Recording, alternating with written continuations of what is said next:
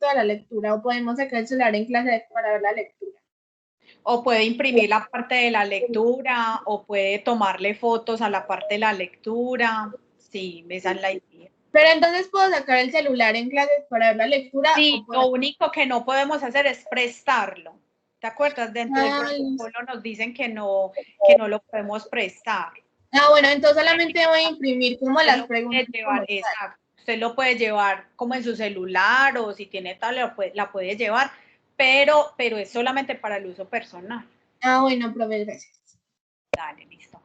Bueno, chicos, entonces a todos pues bienvenidos. Les estaba dando la claridad acerca de la clase del día jueves, la cual no van a tener clase, no vamos a tener clase virtual, sino que la clase va a ser en alternancia. Entonces, como para que lo tuvieran pues presente, para que lo tuvieran en cuenta, de que los estudiantes que están citados para clase este día jueves y que tienen clase conmigo, entonces vamos a trabajar básicamente en este taller que estamos haciendo. Bueno, entonces en la pantalla, por favor, me confirman si están viendo, no están viendo. Les compartí entonces la frase. Sí, profe. Sí, okay. No me está apareciendo lo que generalmente me aparece pues en el icono de las frases. Entonces, bueno, la frase de hoy es bastante corta, pero sustanciosa, como dicen por ahí.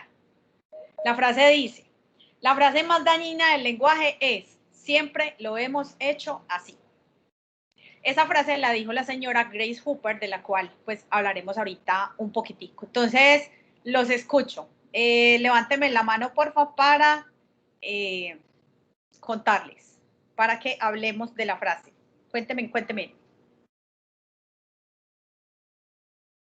Cuénteme, chicos. Hola. ¿Quién quiere hablar de la frase? Vea que es muy cortica. Profe, habemos varios con la mano alzada. Espéreme, ya miro. Lo que pasa es que se me bloquea con los que me están pidiendo el ingreso. Verónica. Hola, profe. ¿Cómo va? Bien. Cuéntame. Profe, a ver, la frase nos dice que básicamente ese texto, siempre lo hemos hecho así, es la parte más dañina de todo, por así decirlo. Es decir, que esa frasecita nos ha impedido como hacer cosas más grandes porque siempre lo hemos hecho así. Entonces, como, no, siempre lo hacen así, entonces lo tiene que seguir haciendo así, o sea, no nos permite el cambio. Gracias, Vero. No veo más manos levantadas. ¿Alguien más quiere hablar de la frase de hoy, chicos? Profe, yo. Bueno, profe, dime. es casi lo que iba a decir, pero Ok, espéreme que ya me apareció el orden. Nayerlis.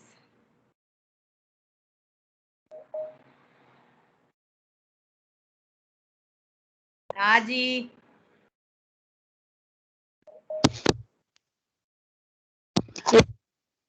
Nayi. Oli.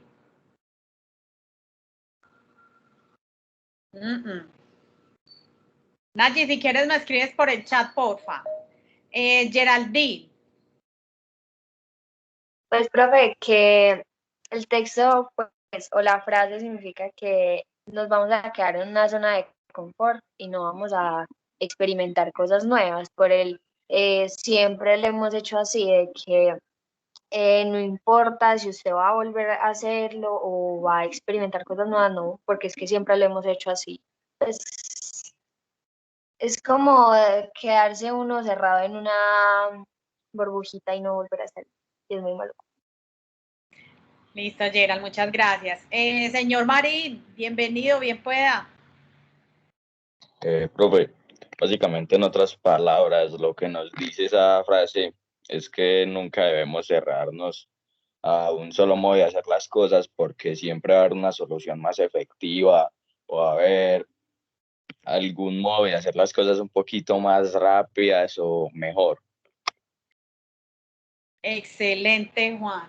Muy buen aporte, muchas gracias. Nayi, nada que solucionas. A ver, bueno, por acá don Marcos también, don Marcos aquí está opinando, dice, profe, porque siempre lo hemos hecho igual, no nos dejamos enseñar de otras personas, ya que pensamos que nuestra manera es la mejor, mientras que hay otras. Excelente. Gracias, Marco, por compartir. Nayi, sigo esperando. Nada. Bueno, entonces, el tema entonces con la frase es que esa frase es muy dañina, pues en parte por lo que dice Juan Andrés. Todos pensamos que hay un solo camino o hay una sola ruta para hacer las cosas, cuando en realidad existen muchas. Miren, uno de los principales problemas que existen, por ejemplo, con las matemáticas es precisamente eso. Hay muchas maneras de resolver una ecuación, hay muchas maneras de resolver una cosa. Y desafortunadamente nosotros pensamos que solamente es esa. Nayeli nos dice, nosotros siempre hemos hecho las cosas como siempre y nunca tenemos la oportunidad de seguridad o de seguir, me imagino, probando cosas nuevas. Es correcto, Nayeli. Entonces, el tema con esta frase es que sí, estamos hablando que de alguna u otra manera nosotros hemos hecho las cosas de la misma manera y hay una, es que no me acuerdo en este momento quién fue el que la dijo, dice, si sigues, no esperes cambiar las cosas si sigues haciéndolo de la misma manera. Y eso aplica para todos. ¿Sí? Profe, ¿puedo participar sobre lo de la frase? Dime. Esta apenas acaba de entrar. Sí, ya acabo de ver. Dime, Mari.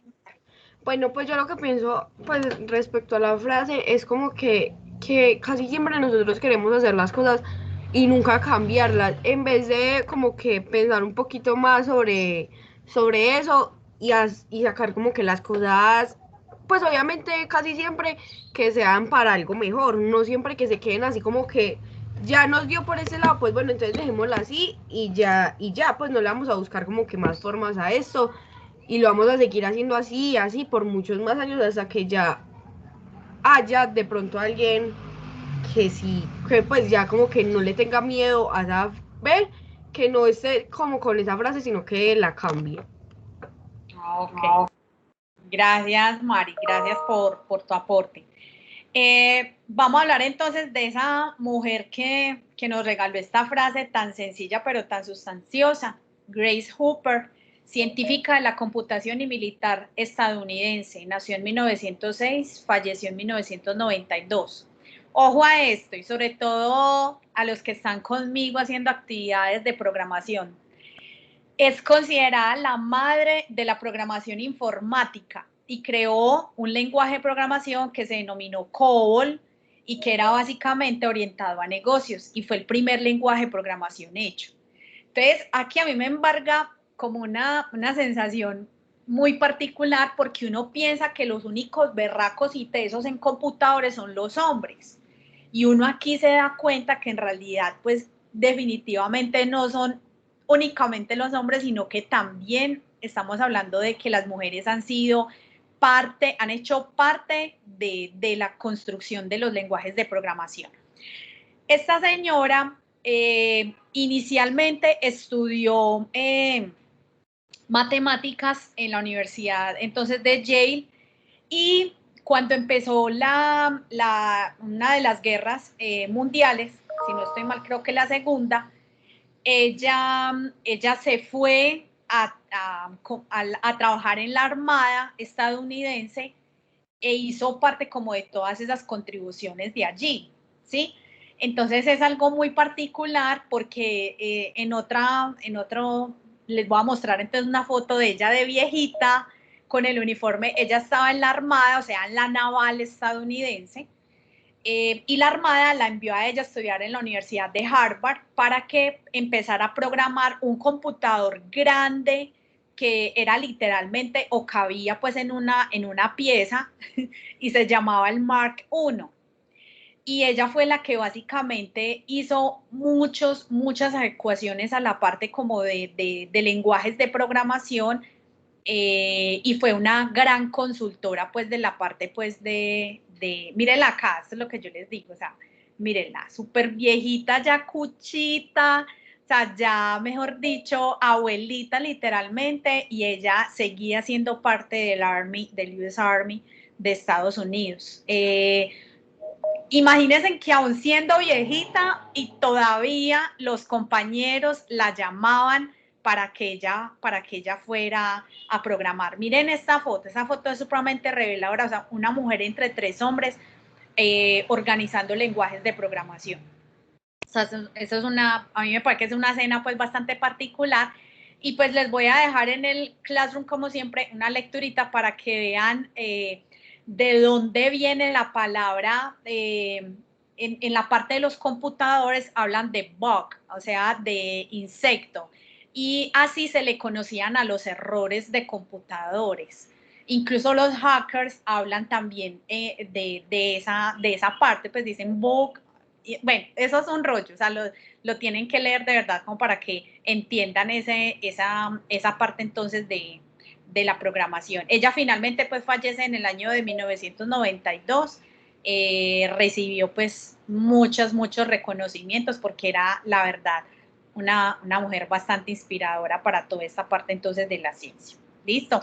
Entonces, con hablar de esta frase, entonces vamos a comenzar con la parte de nuestro taller.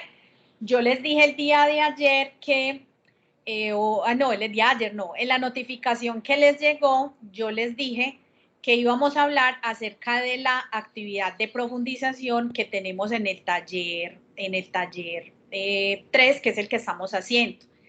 Yo no sé si han tenido la oportunidad de leer el artículo para poder entonces trabajar o responder pues estas preguntas. Hay muchas cosas que de alguna manera u otra son complejas, y la idea es empezar como a darles respuesta. Entonces, yo quiero trabajar el día de hoy basándome en el estudio de la hemoglobina.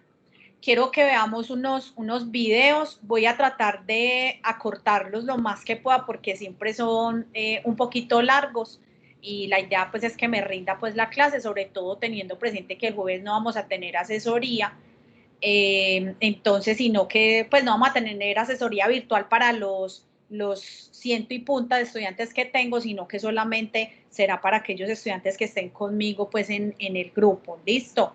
Entonces, espérenme en un momentico que me están preguntando. Espérenme en un tricitico que tengo por aquí.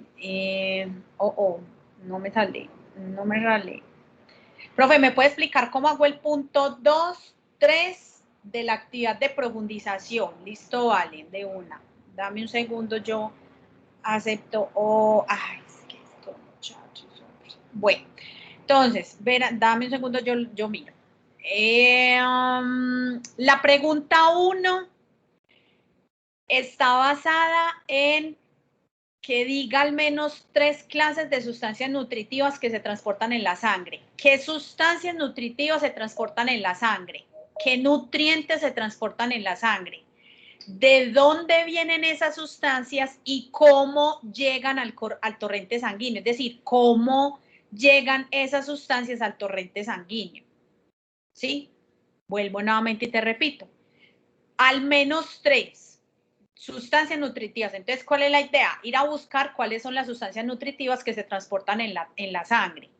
Adicionalmente, mirar de dónde vienen. Entonces, vienen de la alimentación o vienen de algún proceso bioquímico en el cuerpo. Y lo más importante es cómo hacen parte de la sangre. Por ejemplo, si es un alimento, explicar cómo ese alimento va al cuerpo, o sea, cómo ese alimento llega al cuerpo, cómo llega al torrente sanguíneo. Esa sería la primera pregunta. En la segunda, la idea es que tú te leas ese artículo que hay arriba y que contestes esto.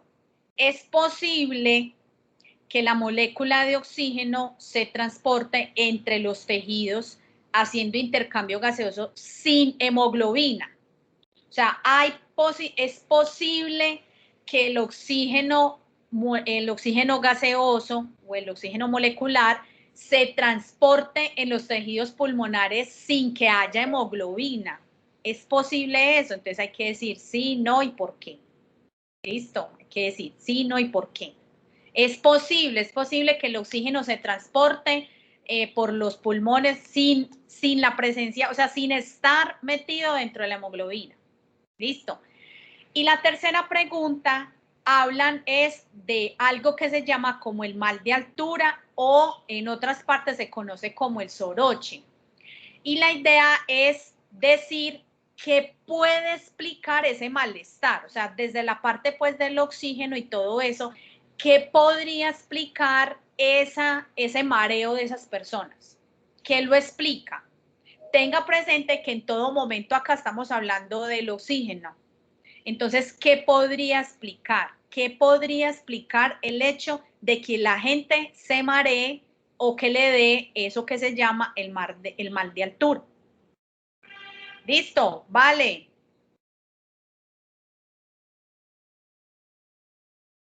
Vale, listo. Bueno, vamos a ver entonces listo, vale, con gusto. Vamos a ver entonces nuestro primer video. A ver, ¿por qué les voy a mostrar este video? Este video se los voy a mostrar para que usted entienda de dónde la importancia del hierro en el cuerpo. ¿Sí? Recuerden que el taller que estamos hablando es acerca de los elementos químicos que están participando en el proceso de circulación. Entonces yo quiero que de alguna manera u otra lo abordemos desde, bueno, ¿y ese elemento por qué es tan importante? ¿Listo?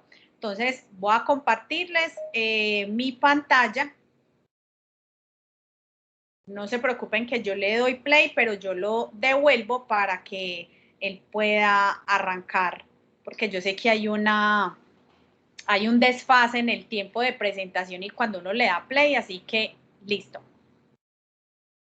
El hierro es el cuarto elemento más común en el planeta y es de vital importancia en los procesos metabólicos intrínsecos de la vida. El hierro se ingiere en los alimentos principalmente de la carne vacuna, de pollo, de pescado, de pavo, de cerdo y otras. Estos alimentos aportan la mayor proporción de hierro en estado ferroso o hémico. Algunos vegetales, por su parte, aportan este mineral en forma de hierro en estado férrico.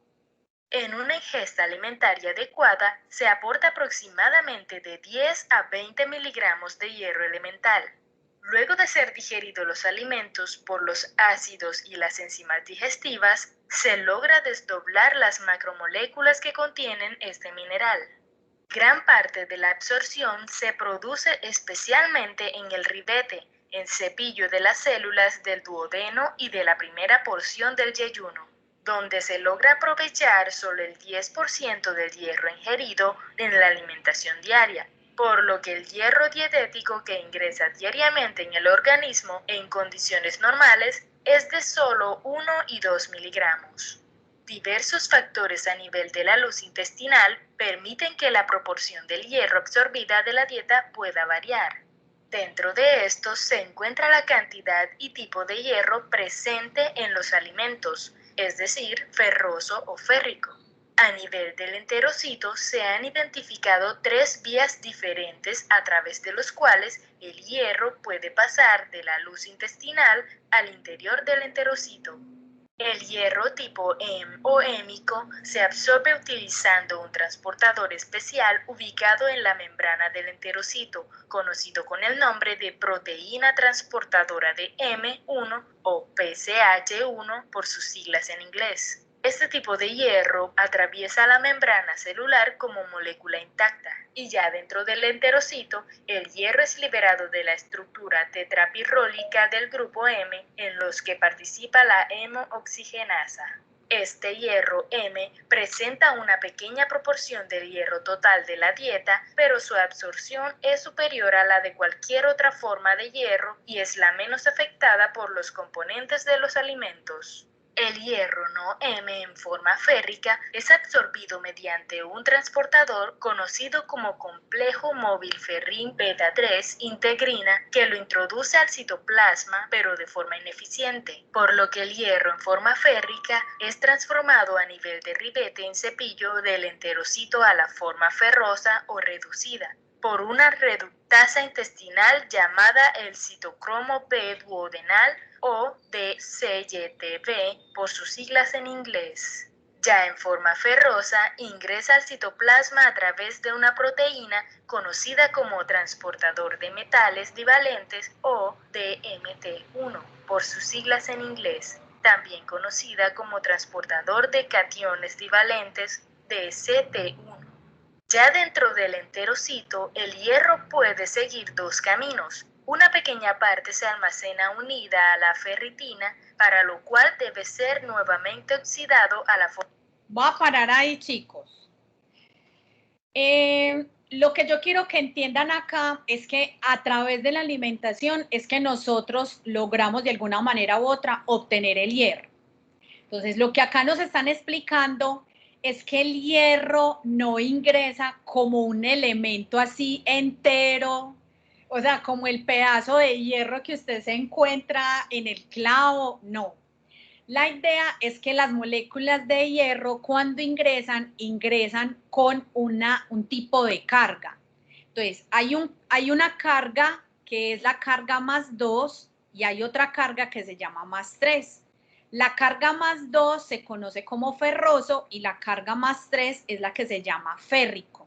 ¿Listo? Entonces, es como para que empecemos a organizar como las ideas, porque una de las cosas que, como yo les decía, o sea, yo no puedo empezar a mostrarles a ustedes lo de la hemoglobina si usted de alguna manera u otra no entiende el por qué el hierro se comporta como se comporta.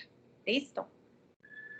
Forma férrica y el resto de acuerdo a las demandas del hierro del organismo.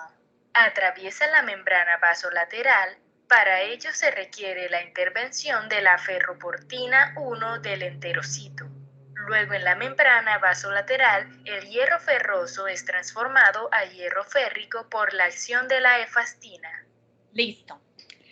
Entonces, acá lo que nos están básicamente planteando es que el hierro ingresa como ferroso y para poder cumplir con la función de la hemoglobina tiene que ponerse o tiene que ser férrico. ¿Listo? Entonces, ¿para qué es férrico? Entonces, aquí vamos con el segundo video.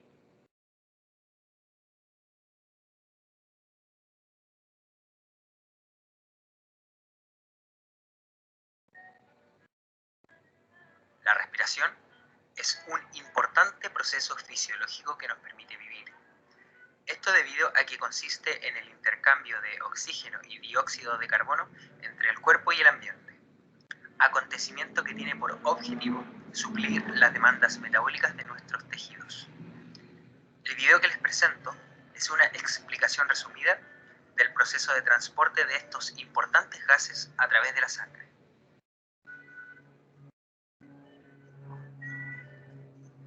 El proceso respiratorio, o también llamado ventilatorio, consiste en la entrada y salida de aire desde los pulmones. Encontramos la fase inspiratoria, la cual corresponde al ingreso de aire a la región pulmonar. Y además la fase expiratoria, correspondiente a la salida de aire de los pulmones. Para que esto ocurra, la acción está dada principalmente por el diafragma, un potente músculo que anatómicamente divide la cavidad torácica y abdominal. Este músculo, al contraerse en conjunto a otros músculos respiratorios accesorios, genera una presión negativa dentro de la caja torácica y, tal como si fuera un fuelle, permite la consecuente entrada de aire. El aire es una mezcla de diversos gases. A nivel del mar, el oxígeno representa un 21% del total de este aire, y esta molécula debe recorrer una serie de estructuras anatómicas para ser difundido a la sangre. La travesía de este importante gas comienza a nivel de la boca y la nariz, atravesando el pasaje nasal o la cavidad oral, descendiendo a través de la faringe y la laringe para continuar a través de la tráquea. Luego de recorrer 12 a 15 centímetros, la tráquea ingresa a la cavidad torácica. Se da origen a la primera división del árbol bronquial. Se generan los dos bronquios principales, que alimentarán cada uno a un pulmón. Esta primera división dará origen a un total de 23 divisiones. Cuando las vías aéreas alcanzan un grosor de aproximadamente 1 milímetro, pasan a denominarse bronquiolos, los cuales carecen de cartílago.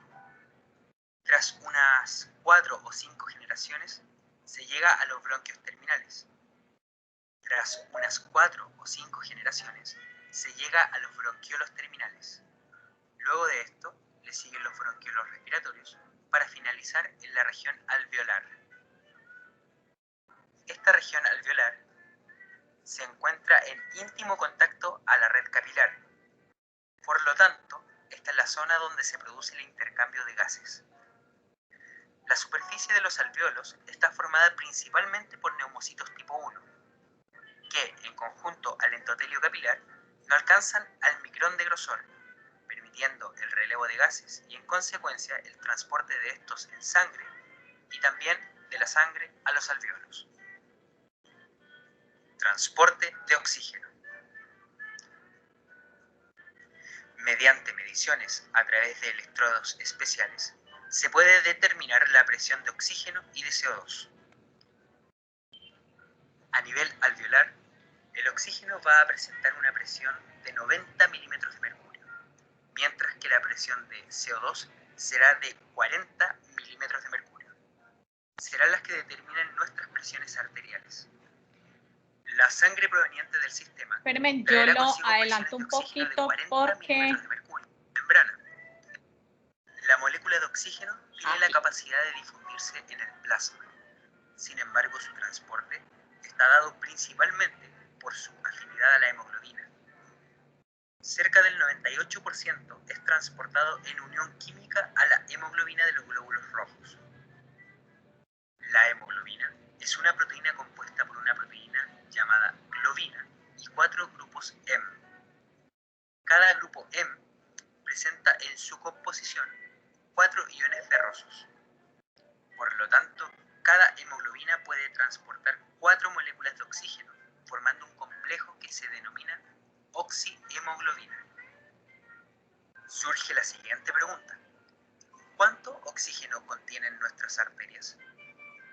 Primero, debemos definir qué es el contenido de oxígeno. Este se define como el volumen de oxígeno presente en 100 ml, que es lo mismo que decir 1 decilitro de sangre. Un sujeto sano a nivel del mar presentará una cantidad de 20 ml de oxígeno por decilitro de sangre, pero solo 0,3 ml irán disueltos en el plasma. El resto, es decir, 19,7 ml, irán en unión química con la hemoglobina. Sin embargo, esta no es la cantidad máxima de oxígeno que puede ser transportado en sangre. La cantidad máxima va a depender básicamente de la hemoglobina, que por cada gramo es capaz de transportar 1,34 ml de oxígeno. Por lo tanto, en un decilitro de sangre que posee una concentración de hemoglobina de 15 gramos, podrán ser transportados 20,1 ml de oxígeno, que sumado a los 0,3 ml disueltos en plasma, nos da un total de 20,4 ml como máximo que puede ser transportado en sangre. Es en este punto donde surge un nuevo término: la saturación de oxígeno. La saturación de oxígeno vendría siendo el porcentaje de oxígeno en relación a la capacidad total que es transportado en la sangre. En el caso anterior, donde 15 gramos de hemoglobina en un decilitro de sangre transportaba 20,4 ml de oxígeno, correspondería a una saturación de un 100%. Lo curioso es que para lograr una saturación de un 100%, haría falta una presión de oxígeno de al menos 240 milímetros de mercurio, muy por encima de los 90 milímetros de mercurio que están presentes en el alvéolo. Por lo tanto, en condiciones normales, la saturación será de un 96 a un 97%, es decir, 20 ml de oxígeno por decilitro de sangre, como lo veíamos anteriormente. Si relacionamos las variables de presión arterial de oxígeno y saturación de oxígeno, obtendremos la curva de disociación de hemoglobina, como se observa con una presión arterial. Listo. Entonces, lo que nos presentan en este video es básicamente, bueno, muchos dirán, profe, pero ¿por qué nos estás mostrando algo que está relacionado con la respiración? Porque ahí nos hablan de respiración, porque recuerden que a través de la respiración nosotros obtenemos el oxígeno para poder que en los alvéolos pulmonares se pueda realizar el intercambio gaseoso. ¿Listo? Entonces, esa es una de las cosas que tienen que tener presente. Ahora, ¿por qué nos hablan de saturación de oxígeno?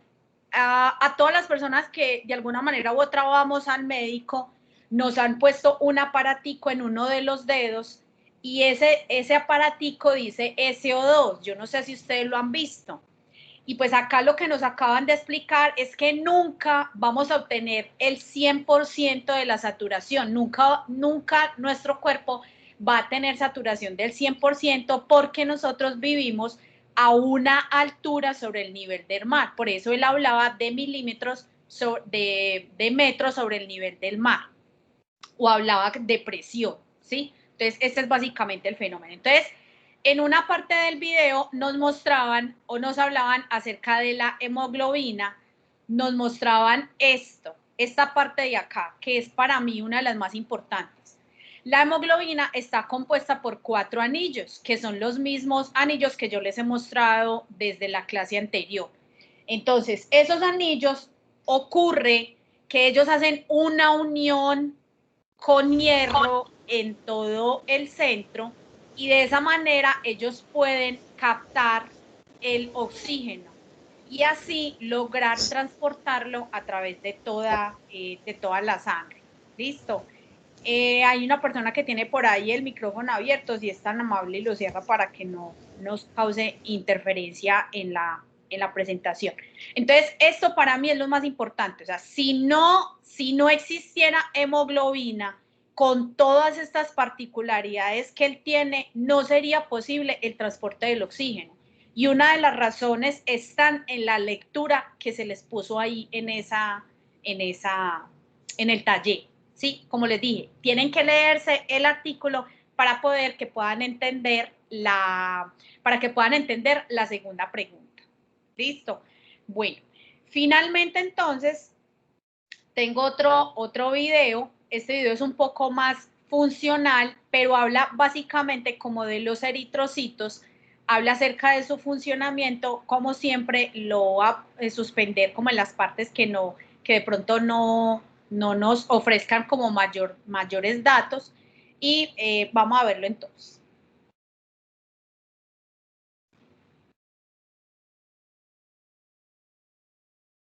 Bienvenidos una vez más. Hoy analizaremos los dos temas favoritos de los hematólogos, la hemoglobina y los eritrocitos. Todo esto desde un punto de vista metabólico y su significado a nivel clínico. Para comprender muy bien este tema, debemos empezar desde el inicio, es decir, desde la sangre.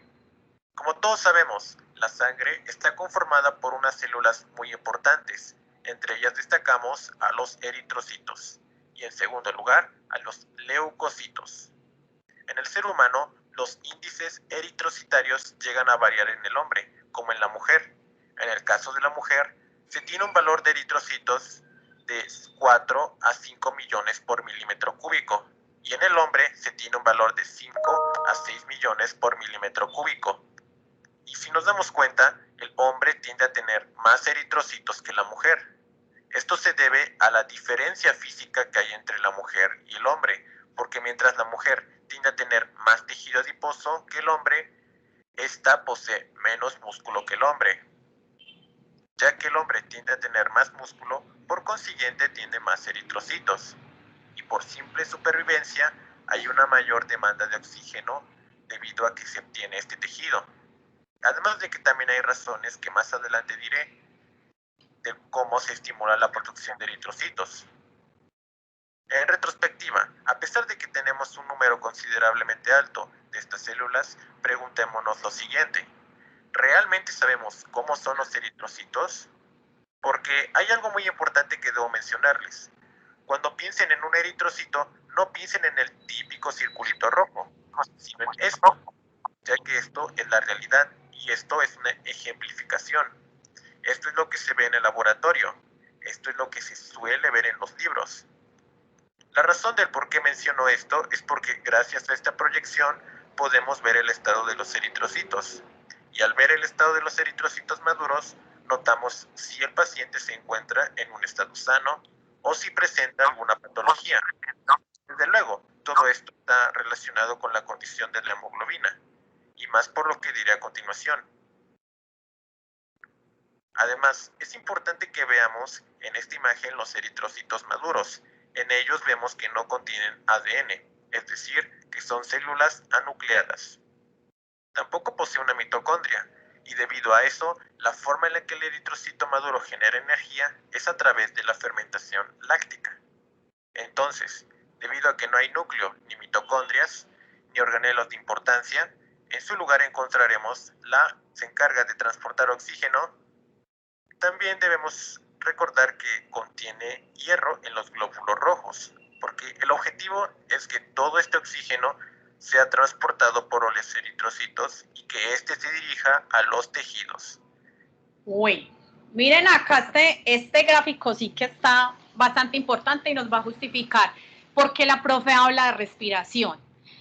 La profe habla de respiración nuevamente debido a que es a través del intercambio gaseoso de oxígeno y de dióxido de carbono mediante el cual nosotros podemos captar oxígeno.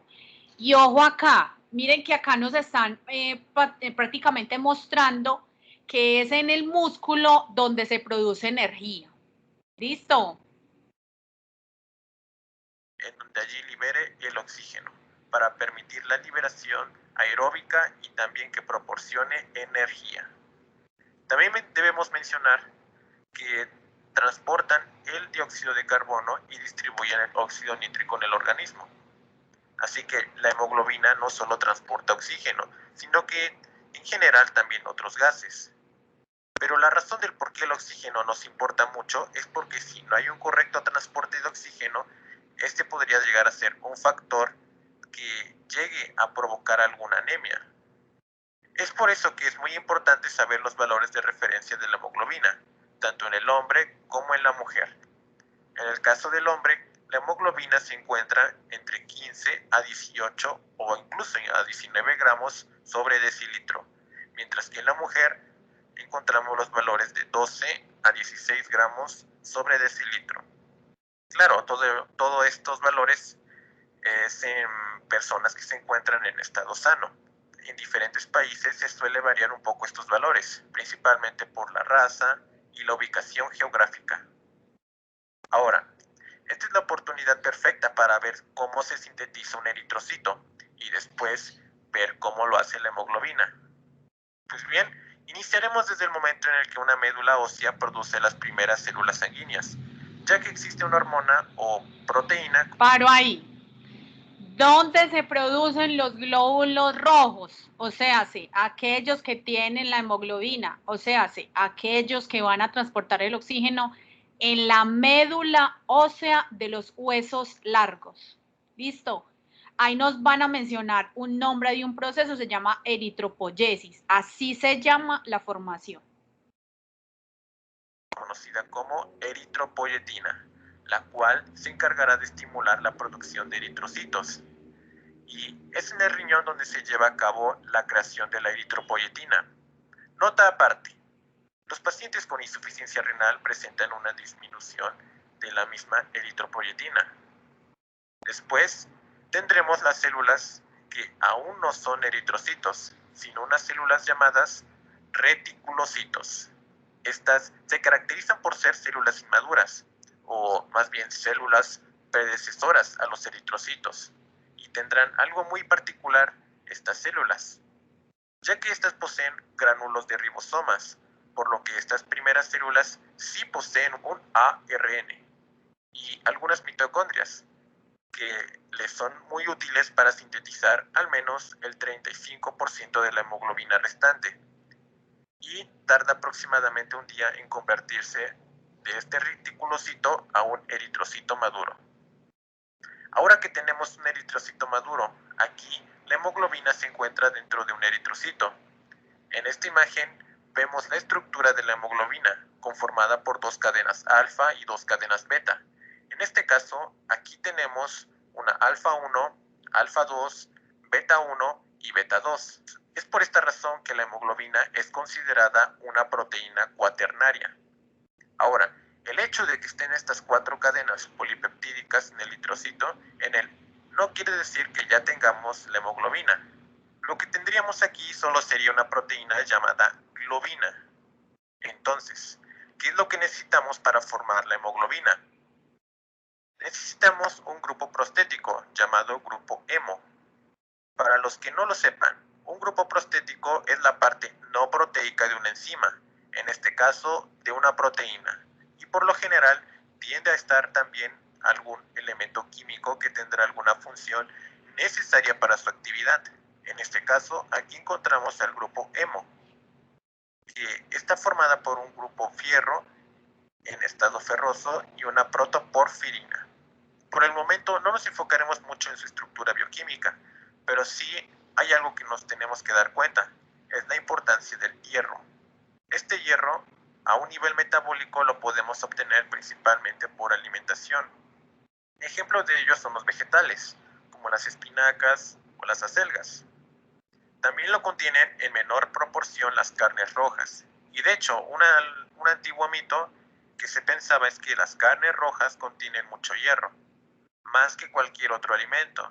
Pero analizando mejor sus propiedades terminó siendo efectivamente falso, ya que las carnes no poseen tantos niveles de hierro como lo poseen los vegetales. Como bien sabemos, hay un proceso llamado catabolismo, el cual se encarga de degradar las propiedades básicas del alimento hasta que finalmente creen moléculas. Aquí podemos hablar del hierro. El hierro llegará a los enterocitos y posteriormente pasará a la sangre porta. Una vez hecho esto, el hierro es transportado por una enzima llamada transferrina a la médula ósea. Este proceso lo habíamos visto en el primer video. Lo que quiero mostrar acá, que por eso lo silencié, es la utilización, cómo es que se utiliza, ¿sí? Nuevamente, hablamos de que se crea en la médula ósea, se convierte en eritrocito, y cuando ya no nos sirve más, entonces esta molécula lo que hace es transformarse, ¿ok? Eso es lo que básicamente entonces ocurre con este hierro. Listo, eso sería entonces todo en este video. Yo considero que hoy tenemos bastantes herramientas para lograr contestar esas 2 preguntas del taller que están referidas a la hemoglobina y que en este momento entonces les estoy compartiendo. Entonces, volvemos otra vez. ¿Es posible que la molécula de dioxígeno O2 se transporte entre los tejidos pulmonares haciendo el intercambio gaseoso sin que haya hemoglobina? Ojo con eso. Y la otra es por qué las personas entonces les da ese típico o popular mal de altura. ¿Listo? Que esa es básicamente como la intención de este.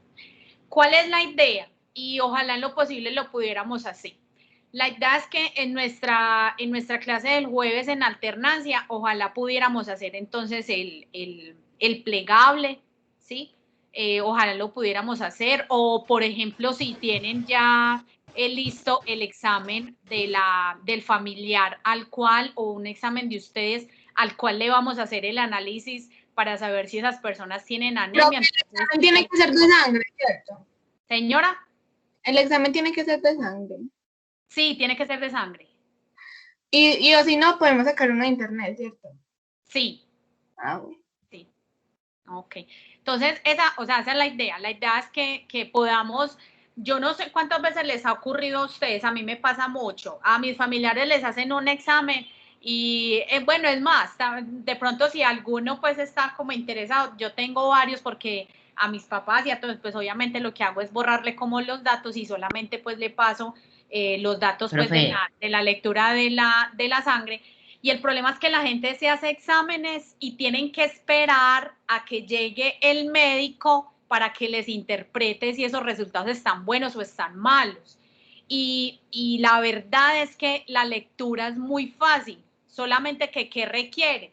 Requiere que de alguna manera u otra pues tengamos el conocimiento de las cosas. Entonces, yo les pediría que para la clase del jueves en alternancia, para los estudiantes que van a estar conmigo en la alternancia, o incluso si no van a estar en la alternancia conmigo, sino que tienen que ir al colegio, por ejemplo, la vez pasada yo pasé y algunos me dijeron, profe, venga, yo tengo dudas de esta parte del taller.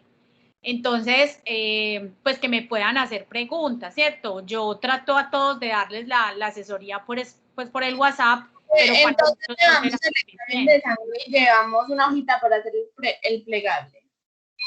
Si quieren, o sea, la idea es que el jueves trabajemos en el taller. Usted mirará qué le va haciendo. Pueden llevar imágenes y hacer el plegable, o pueden llevarlo del examen y entonces yo les voy explicando cómo vamos a entender lo del examen. O sea, yo les trabajo según lo que ustedes quieran trabajar el jueves. Ya entre todos los que van a ir en alternancia se ponen de acuerdo. Y muchachos, ¿por qué no trabajamos esta parte durante el momento de la alternancia? Profe Giselle, y eso los asesoro yo. Dime. Una pregunta. Dime. El plegable tiene que ser de todas las lecturas que hay ahí, o sea, por ejemplo, si No, el plegable es de esto, mira, el plegable es de la anemia. Ya. Profe, a mi perrito cuando estaba pequeño le detectaron anemia. Que a mi perro cuando estaba así de pequeño le detectaron anemia. Ok, listo. Las que más sufrimos de anemia somos las mujeres, pero también en los niños se presenta mucho. Dime. ¿Usted qué grupo les toca el jueves? Yo miro porque no me acuerdo. Y los directores de grupo no les mandan la programación. No. Porque profe, a usted le toca 8-2. Desde ayer los profes sabemos qué grupos van. Me corresponde con octavo 2 al primer bloque y con octavo 5 al segundo bloque. Bueno, profe. Octavo 2 y octavo 5 en el segundo bloque. ¿Listo? Chicos, entonces, vean, ahí les hago entonces la aclaración. Miren, el plegable es solamente, mira que dice ahí, que resuma el contenido, los subtítulos de la lectura anterior. Vea la lectura. El plegable es solamente sobre la anemia. ¿Sí? Y la idea es que usted resuma lo que hay en negrilla. Entonces, en una parte del plegable nos hablas de hemoglobina, en otra parte del plegable nos hablas de los signos de la anemia, en otra parte del plegable nos dices por qué los niños tienen anemia, en otra parte del plegable qué hacen los médicos, en otra parte del plegable cómo se trata la anemia. Ya, ese es el contenido del plegable. ¿Okay? Profe, hay que hacerle... ¿Y se puede hacer en Word? Se puede hacer en Word, se puede hacer en Canva, se puede hacer a mano, se puede hacer digital, se puede hacer como ustedes lo quieran hacer. Julieta.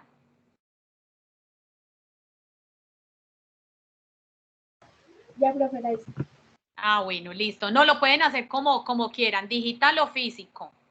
¿Sí? Pero sí es bueno que que se pongan pues de acuerdo como que quieren que trabajemos el jueves. Eso sí sería muy bueno para que todos lleven como las mismas cosas. Listo, para que lo tengan presente. Listo, para aquí veo.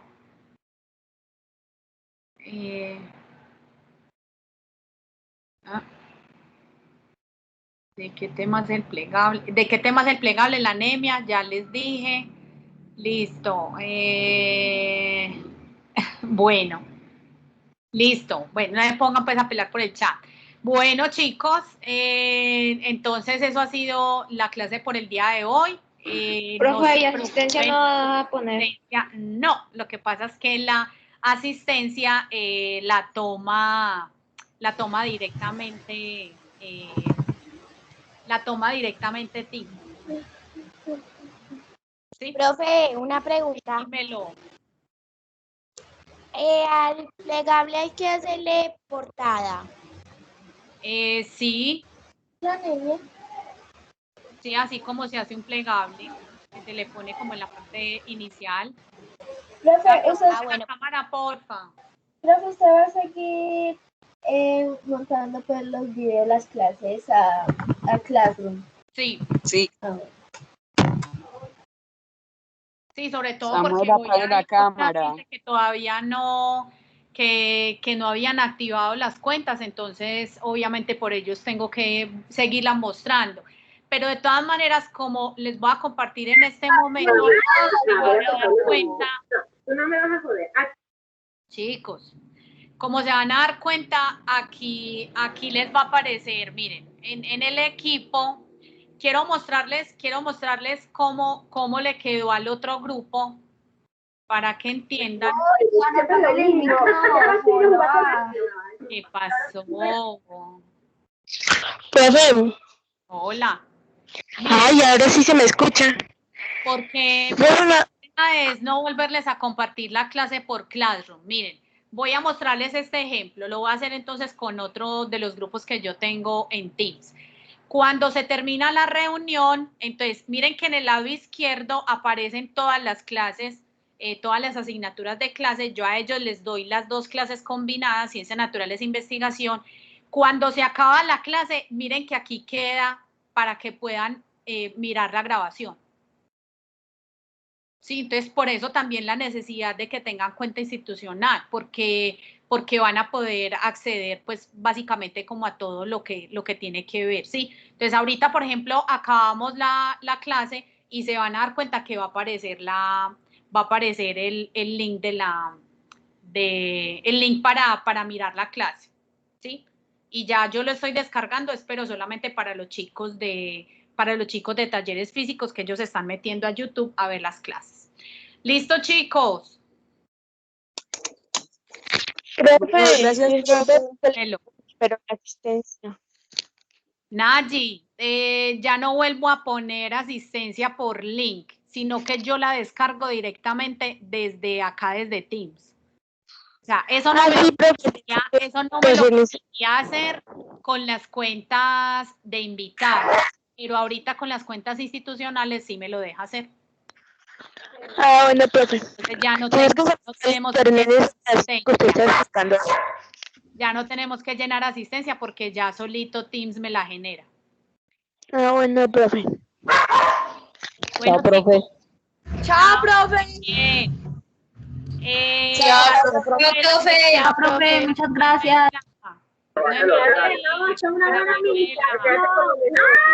Chao, profe. Gracias. Chao, profe. Sara Manuela, no se me vaya. Hola, profe. ¿Estás ahí? Sí, profe, yo soy Sara. Profe. Chao, mi amor. Sara, móstrame entonces lo que te está generando. ¿Te deja para que tú puedas? Porque es que eso lo tenemos que organizar. No, profe, no me deja compartir pantalla. Chao, profe. Chao, mi amor. Espéreme, yo la dejo compartir pantalla.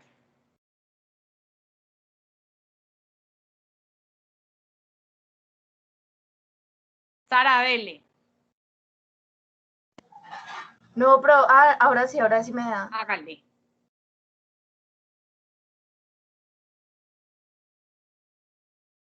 Chicos, los demás, chao, chao.